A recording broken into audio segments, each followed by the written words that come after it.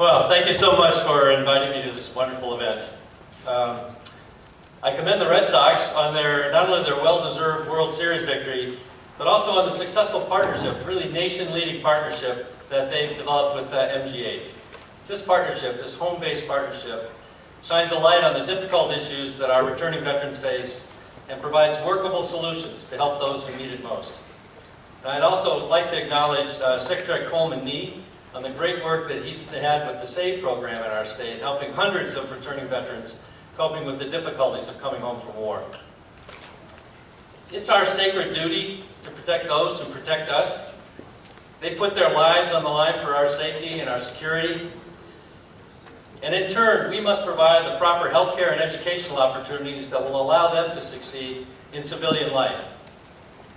As good as our Commonwealth is and has been on veteran services, we're facing a much greater challenge going forward, as many thousands of veterans continue to return after a decade of war with very complicated mental and physical illnesses. I've had the privilege to serve this country as a lieutenant commander in the Naval Reserve Medical Corps attached to the Marines, and during this time, I met some real-life heroes who always put their country first. Their service and their selflessness continue to inspire me even to this day.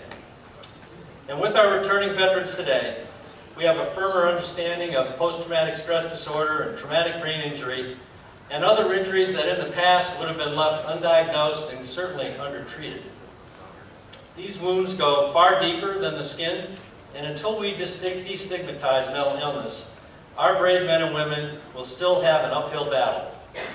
We must continue to make progress in this field, but I know that the new knowledge that we've gained will allow us to properly treat America's finest.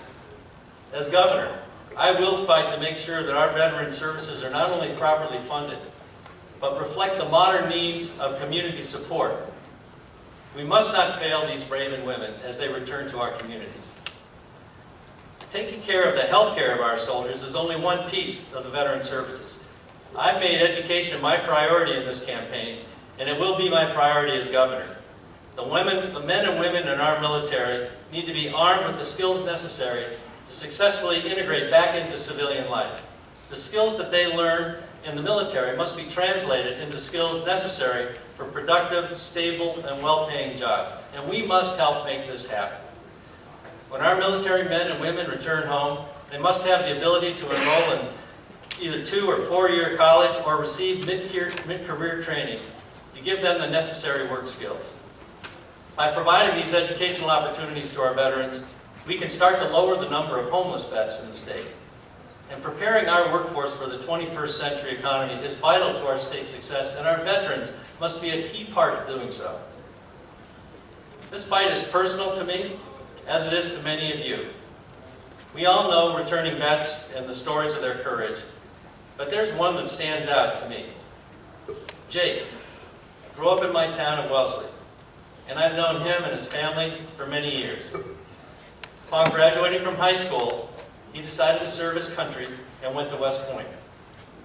When he graduated, he went to a Special Forces unit and then was deployed to Afghanistan. His platoon was caught in an ambush in the mountains, and during a horrific firefight, Jake led his troops bravely, but he lost both of his legs. Badly injured, he was flown to Germany, where he went into septic shock and coma, and he lay near death. But he continued to fight. His road to recovery was long, but it was aided by the presence of his long-term girlfriend, Lisa, who moved from her home in upstate New York, so she could be closer to him in the hospital in Bethesda.